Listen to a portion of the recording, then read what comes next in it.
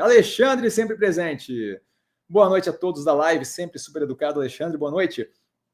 Cassiano, faz algum sentido juros altos, bolsa em baixa e vice-versa? Não, a questão não é essa, assim. Quando você está falando disso aí, você está falando preço, certo? A gente tem que consistentemente, primeiro a gente tem que parar para avaliar ali, enquanto isso a galera que quiser postando pergunta, aí tem bastante tempo ainda de live. Quando a gente pensa bolsa, primeiro a gente tem que ter a clareza do que a gente está falando quando a gente fala bolsa em baixa. Bolsa em baixa, em geral, você está se referindo ao Ibovespa, certo? O índice da Bovespa, que é ali um conjunto, uma cesta de ativos, que representam ali um número X, com base na evolução do preço daqueles ativos. E eu volto a reforçar, cesta de ativos ou um ativo específico, preço é a visão que o mercado tem daqueles ativos em questão, certo? No caso da bolsa ali, é a visão de uma cesta. Então, assim, pode ter ativos reagindo de forma muito diferente ali dentro. Se na média eles reagirem, se na questão da média eles se anularem, a bolsa continua a mesma e os ativos estão reagindo de forma completamente diferente. Então, assim, esse número não quer dizer muita coisa, tá? Não quer dizer muita coisa para não dizer que não quer dizer nada, não quer dizer virtualmente nada. A ideia toda de que juros alto, bolsa em baixo, não faz sentido, certo? Porque juros, por exemplo, afeta mais coisa do que pura e simplesmente o aumento do custo de capital. Outra coisa é essa, alto, se você fala crescendo, você tem um movimento que pode estar vindo de algo muito baixo para um equilíbrio ou algo já equilibrado para uma elevação. Esse tipo de coisa é diferente. Se você fala altos é uma questão subjetiva, certo? Você vê aí os juros agora estão altos. Olha a prévia operacional das operações de construção civil, que deveriam ser afetadas diretamente por isso. Olha a prévia operacional do quarto trimestre, certo? Já tinha juros em 12,25. E ainda assim, você vê prévia operacional robusta, agressiva, muito positiva. Então, assim, juros alto não quer dizer necessariamente algo negativo para a economia do país, certo? Se eu tenho uma inflação que precisa ser controlada, combatida, juros altos é um remédio para aquilo. Sim, tem algum efeito no curto prazo, mas é um remédio para aquilo. É a mesma coisa que quimioterapia, assim. Você falar, quimioterapia é bom ou negativo? Depende, você está com câncer. Se você está com câncer, é uma boa quimioterapia. Vai te afetar um pouco no curto prazo, mas você está preservando o longo prazo. Para uma pessoa normal, sadia, é bom quimioterapia? Não, claramente não é. Você está envenenando a pessoa.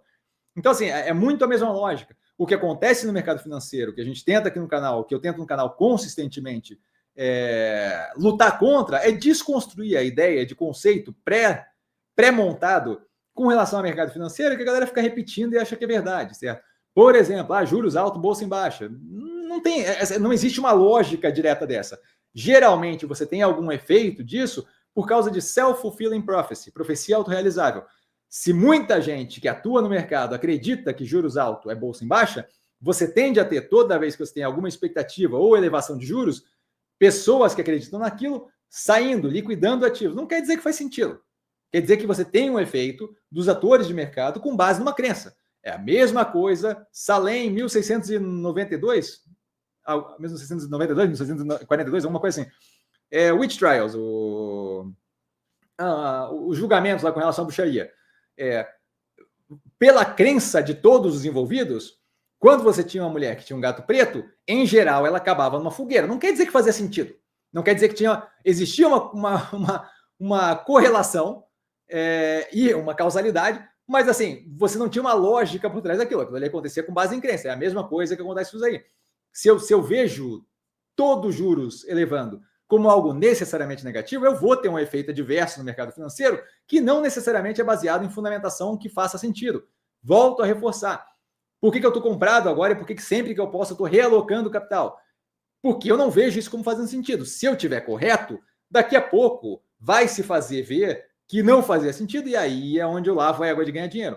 Certo? Quando todo mundo percebe que não tinha bruxa. Não, então a gente estava queimando mulher de verdade. Então vamos esquecer e toca para frente. Sim, é isso que tem de acontecer. Então, assim, não existe essa... Você, em geral, vê isso se refletindo, porque preço, como você fala ali, bolsa, é composto da opinião dos outros. A opinião dos outros vai para onde o dito popular ali, infelizmente, com relação ao mercado financeiro, manda, certo? Então, tem aí a mesma coisa. A galera ali, durante um bom tempo, aí, tempos atrás, teve um medo violento com a bolsa, porque ia ter uma recessão nos Estados Unidos. Ainda não aconteceu. Até agora não aconteceu. Estão falando disso há 300 anos. Não aconteceu. Por quê? Porque não fazia sentido. mas afeta o preço se eu tenho a crença de que aquilo funciona assim. Se eu tenho uma crença construída de que... Aqui, ó, o Paulão aqui mandou a data da Bruxa de Salem só para corrigir. 1693, 1694, tá vendo? Passou perto ali, eu falei 1692, mas maravilha, obrigado, Paulão.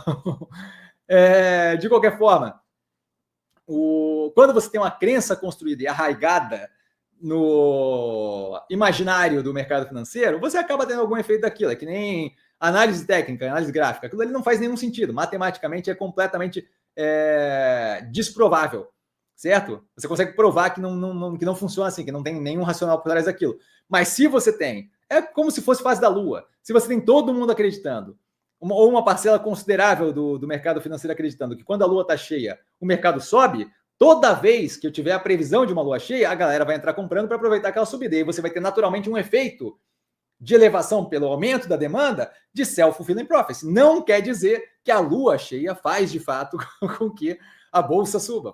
Quer dizer que ela afeta mentes suficientes, pessoas suficientes, agentes econômicos suficientes para que tenha efeito no mercado financeiro. Então, basicamente isso. Né? Mas não existe essa dinâmica, esse vínculo direto não existe, certo? Eu, inclusive, postei ali no Stories do canal o exemplo perfeito da diferença entre correlação e causalidade, certo? Não é bem esse caso, mas vale a pena ver, porque eu comento aqui várias vezes, e é um assunto vizinho a isso que você está me perguntando. O fato das coisas terem correlação não quer dizer que tem causalidade. O fato das coisas acontecerem na mesma direção não quer dizer que uma é causadora da outra. E o vídeo ali é um gato assistindo um ginasta na TV, e aí o ginasta está fazendo, e aí o gato toca na TV e o ginasta cai. Não quer dizer que o gato fez o ginasta cair. Existe a correlação. O gato tocou na TV e o ginasta caiu. Não existe a causalidade. O gato não fez o ginasta cair na TV, lá no lugar onde ele estava no ginásio. Certo? Então, basicamente, essa é um que vale a pena ver, ele que explica bem direitinho, sem palavras, de diferença entre correlação e causalidade.